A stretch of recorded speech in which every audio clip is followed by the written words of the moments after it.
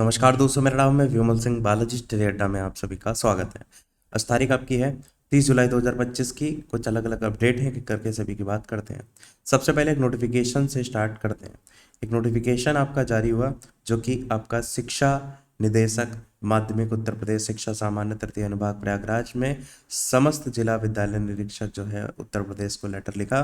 Site में तारीख आपको 29 जुलाई 2025 की देखने को मिलेगी, जिसमें बताया गया है कि अशासकीय सहायता प्राप्त माध्यमिक विद्यालयों में सीधी भर्ती के लिए दिनांक 31 मार्च 2026 तक की संभावित रिक्तियों को सम्मिलित करते हुए रिक्त पद जिनका अध्याचन चयन आयोग को प्रेषित किया जाना है उसकी सूचना उपलब्ध कराने के संबंध में।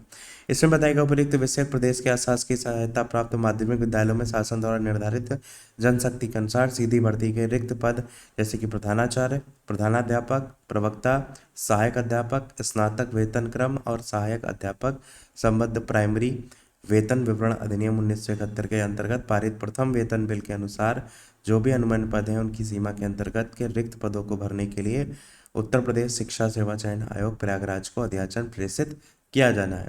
आप अवगत हैं कि ऑनलाइन माध्यम से चयन बोर्ड को पहले भी प्रेषित अध्याचन के सापेक्ष 2022 में रिक्त पदों का विज्ञापन किया गया है। अतः उक्त विज्ञापन में सम्मिलित रिक्त पदों को छोड़ करके जो बचे हुए सीधी भर्ती से भरे जाने वाली रिक्तियां हैं वो 31 मार्च 2026 तक की संभावित रिक्ति को सम्मिलित करते हुए के सापेक्ष संस्थावार, विषयवार, आरक्षणवार सूचना जो है यहाँ पर प्रारूप का दिया गया है और इसी में जो है वो 5/8/2025 की सायकाल 6:30 बजे तक शिक्षा निदेशालय उत्तर प्रदेश प्रयागराज को हार्ड कॉपी और सॉफ्ट कॉपी में सुनिश्चित करें।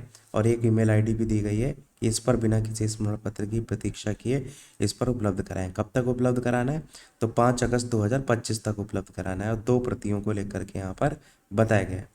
बाकी किसी भी पदों को विवाद यदि माननीय न्यायालय में विचाराधीन है, विवादित है, तो ऐसे पदों को सीधी भर्ती के माध्यम से भरे जाने के लिए रिक्त पदों की सूचना में आप सम्मिलित ना करें। बाकी यही जो है वो लेटर लिखा गया है। तो ये आपको अभी अध्याचन के स्वरूप में देखने को मिल रहा है।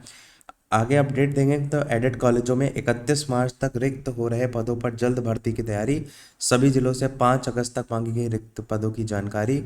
और यहाँ पर वही चीज़ बताया गया नोटिफिकेशन के बारे में जो कि हमने ऑलरेडी ऊपर आपको बताया कि ये सभी पद इसमें शामिल होंगे। परिषदीय स्कूलों में पढ़ने वाले दिव्यांग बच्चों को हर माह 600 रुपये की मदद, वो भी यहाँ पर बताया गया है।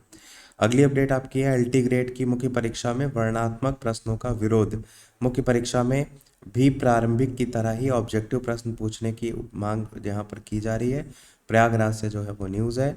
और मुख्य परीक्षा वर्णनात्मक होने के नुकसान क्या यहाँ पर बताए गए हैं तो इसमें बताया गया आयोग का पीसीएस हो या आरओ इतनी बड़ी भर्ती कभी नहीं आती है। इन भर्तियों में केवल 200 से 900 तक ही पद आते हैं। इनमें मुख्य परीक्षा में अधिकतम 10 से 12 हज़ार तक अभ्यर्थी शामिल होते हैं।